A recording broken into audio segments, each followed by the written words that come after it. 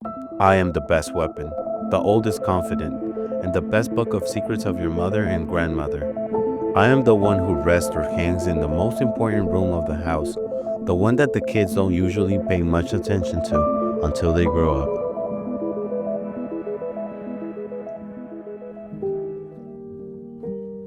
I retain and distribute heat evenly, like an extension of the tribe's love, as a tool for purification and expression.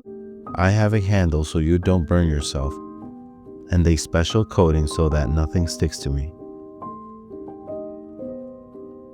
That was the whisper I would hear through the hallways. You might think, like I do, that a frying pan is a simple tool, a small, simple thing. But I'll show you with this little video that small and simple things do not exist. Humans have a habit of overlooking the sacred. We fit it into our daily existence, lose our sense of wonder, and forget of all the time, effort, coincidence, and consequences that have happened. We grow up and believe that a frying pan is just part of our home. We seek refuge and rest around it. Maybe it's the fault of its family, for being almost as ancient as fire, and more useful than a stone or a stick over it. Its family, like the wheels that facilitated transport, has been a fundamental tool in human evolution. We could consider it as the wedge that support runners in their momentum, holding them forward and lifting their gaze toward the horizon. I can't describe to you the exact beginning of the creation of a frying pan with Teflon like this one. I'm sure its farthest descendant was a thick stone. I can't tell you where or which one.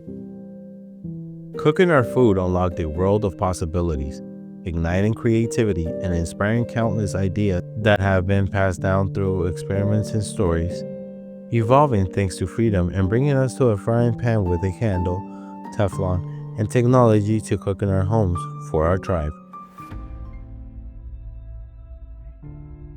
The first thing you must understand is that my value is not immediately visible upon a quick glance. I am not simply a frying pan you purchase for a few dollars. No, my value began long before I appeared in your kitchen, long before the money exchanged hands at the store. Economic value is not a simple linear movement from point A to point B. It is a dynamic, elastic process that spans multiple stages, involving countless actors whose contributions we rarely acknowledge. My existence began with a spark, the need to solve a problem. How to cook more efficiently, how to prevent food from sticking to the pan. That simple desire to resolve an everyday issue set off a chain of experiments, material searches, and designs. It is fascinating how seemingly small human concern can trigger so many minds working spontaneously to create what looks like a common object.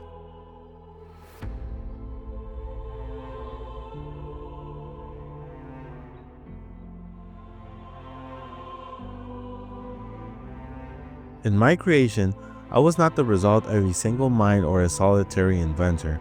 I was the culmination of countless previous attempts, incremental discoveries that no one could have planned or foreseen. When Colette asked her husband, Mark Gregoire, for a way to keep milk from boiling over, what she didn't know was that this request would ignite a process that would change the way the world cooks.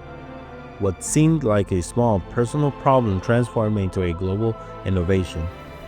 This is crucial. Progress does not come from a centralized idea, but from the free, spontaneous interactions of individuals, each contributing their knowledge and creativity in unexpected ways. This, at its core, is what Friedrich Hayek meant by a spontaneous order, a system in which knowledge is not centralized or controlled by one individual or authority, but is dispersed among the actors in society, each contributing small fragments of insight and experience. No one, not even the maker of my non-stick surface, could have designed the entire production chain of the frying pan. It was the result of the collective actions of millions, each person unknowingly playing their part in the creation of something you now hold in your hands.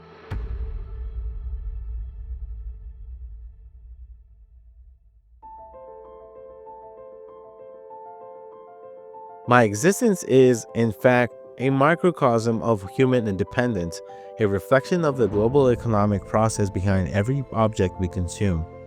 From the bauxite mines in Australia and Brazil, where the aluminum that forms my body is extracted, to the ships that transport that mineral to China, where factories transform it into something usable. This process, though seemingly simple, is so vast and complex that even experts could not fully describe it. But the most important point is this: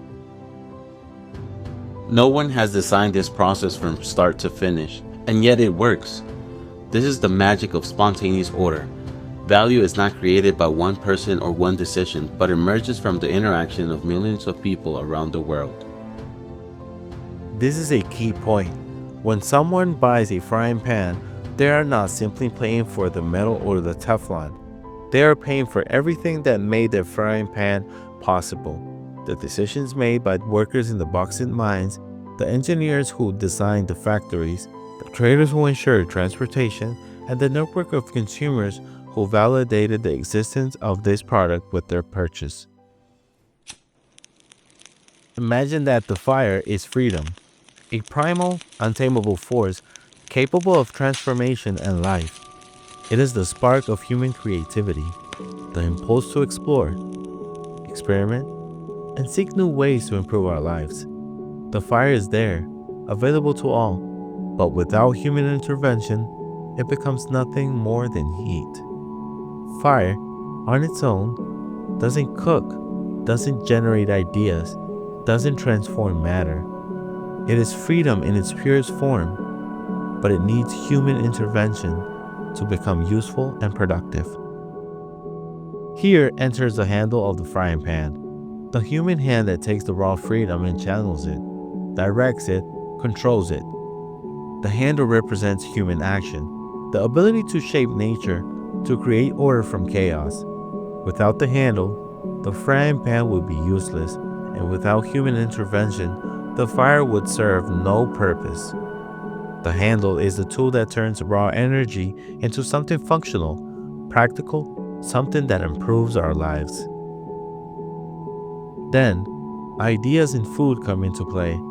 Ideas are the spark that allow us to see beyond what we currently have. They are the engine that shapes our desires and needs, the solutions to our problems. And food, in this context, is not just sustenance, it is creativity. Just like ideas, food transforms into something different when subjected to heat of the fire. Finally, the frying pan, which hold all of this together, represent the international markets. Just as the frying pan holds all of the heat of the fire, international markets hold the ideas, raw materials, human resources, and energy scattered across the world, channeling them into one point, the product you now have in your hands. Markets are a reflection of spontaneous cooperation between nations, industries, and people. Like a frying pan that gathers heat from various sources to transform it into something useful, international markets gather the scattered resources of the world and unite them to regenerate value, efficiency, and progress. Thus, the fire of freedom, the handle of human intervention, the ideas that inspire us, the food we share, and the frying pan that cooks it are, in the end, a perfect metaphor for how the global economy works.